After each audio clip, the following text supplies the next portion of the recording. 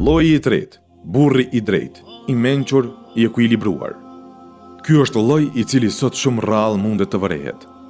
Burri i këtij lloji është ai i cili friksohet Allahut Azza wa Jall, i frikohet dënimit të tij dhe urren të takon Zotin e tij duke qenë i padrejtë ndaj dy palëve.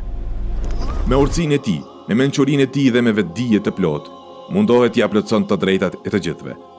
Mundohet të kuptojë dhe të respektojë nevojën e çdo kujt.